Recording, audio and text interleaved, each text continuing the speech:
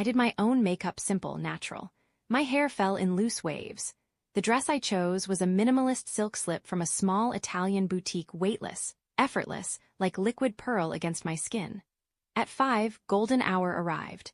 The entire estate was bathed in warm, cinematic light. I walked barefoot across ancient stone toward the chapel. No one escorted me. And for the first time in my life, I understood that wasn't something missing. It was freedom. I wasn't being given away. I was choosing.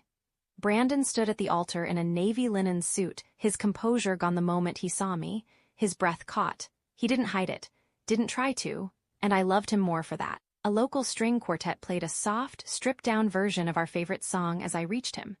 The chapel glowed with candlelight and fading sun through stained glass. Our vows were quiet, steady, real, not a single word out of place. We held the reception in the olive grove. One long wooden table stretched beneath strings of warm lights, swaying gently in the evening breeze. Dinner wasn't just served, it was experienced. Chef Antonio Mariani prepared each course in front of us, turning the meal into something alive. Prosciutto and melon, fresh caprese, delicate pastas, rich, perfectly balanced mains, and finally a traditional millefoglie layered with cream and berries alongside a confitata of sugared almonds. We drank wine from my own cellar. We laughed. We cried. We told stories. No forced speeches. No obligations. Only love. We danced barefoot under the stars until 3 in the morning. The air smelled like olive leaves and summer wine. And for the first time in my life I felt completely, undeniably at peace. Romano De Luca, one of Europe's most sought-after photographers, moved quietly among us the entire night. I hadn't hired him to impress anyone. I hired him because he saw truth. And he captured it all, the laughter, the stillness. The way Brandon looked at me like I was the only person in the world.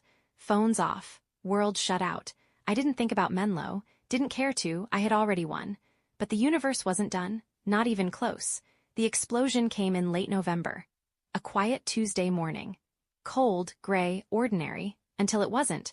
Romano had asked if he could submit our photos to a few publications. I agreed, expecting something small, tasteful, niche. I underestimated everything.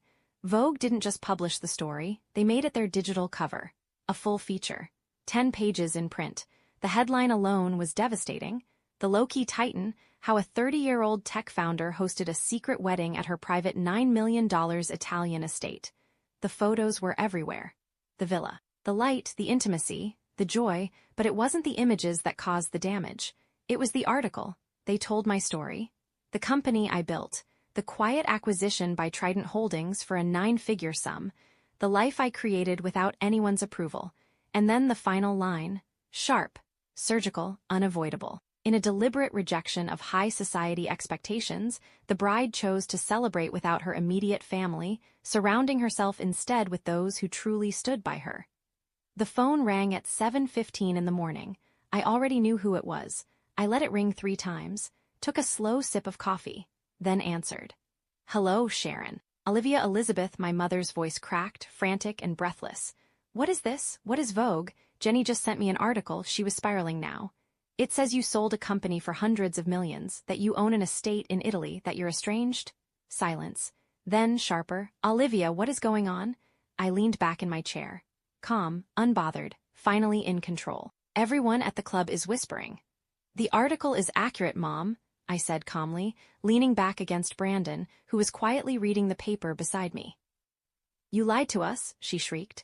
There it was, not concern, not hurt, entitlement. We thought you were having a small ranch wedding, she continued, her voice rising. We endured a storm, a disastrous reception for Vivian, and all this time you were hiding this? Why didn't you tell us you had this kind of wealth? We are your family. I let the silence stretch just long enough to make her hear herself.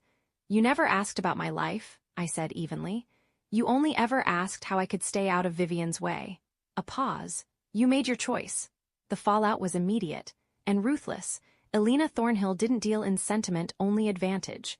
The moment she read the article, she realized the mistake. They had aligned themselves with a socially desperate, financially unstable family and alienated the only person in the room with real power.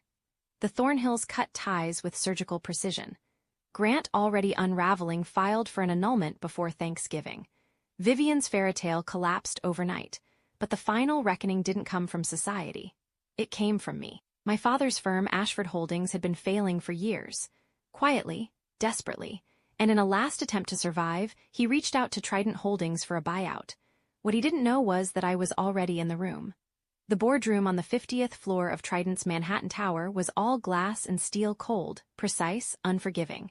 He walked in with his lawyers mid-sentence and stopped, dead, when he saw me sitting at the head of the table. "Olivia, what are you doing here?" I didn't smile. "Please take a seat, David." I opened the file in front of me. "We're here to evaluate the viability of acquiring Ashford Holdings." I looked up, meeting his eyes, and based on these audited financials, a pause. "Your firm is over-leveraged, mismanaged, and legally exposed." For the next hour, I dismantled everything he had built, professionally, calmly, precisely, no emotion, no hesitation, just truth. Then I closed the file. Trident will not be moving forward with the acquisition. Silence filled the room. Ashford Holdings was finished. 2 weeks later, I saw them again, at the airport. Brandon and I were in the first-class lounge at Lax, waiting for our flight back to Rome when I heard the frantic clicking of heels. I didn't need to turn around. I already knew. "Olivia, please." My mother's voice cracked. Heads turned, magazines lowered. "Your father's firm is collapsing." Grant left Vivian. "The club is threatening to revoke our membership. We can't cover the costs. You have to help us." Vivian stepped forward, her voice breaking. "I'm sorry," she said. "I'm sorry I took your date. Just please talk to your board, fix this." I stood slowly. Not angry, not triumphant. "Just done. I can't fix a foundation built on rotting wood," I said quietly. The boarding call echoed through the lounge. Brandon's hand rested gently at my back. I picked up my bag, walked past them, and didn't look back. As I stepped onto the jet bridge, my phone buzzed one last time, a message from my mother. "We are still your family." I paused, then typed back, "You were given that role. You didn't earn it," and I turned my phone off. Years later, people still talk about that wedding. Not Vivian's, mine, not because it was bigger, but because it was real. And in the end, that's the only thing that lasts. I used to think family was something you fought to keep, but I was wrong. Family isn't who shares your name, it's who shows up when it matters.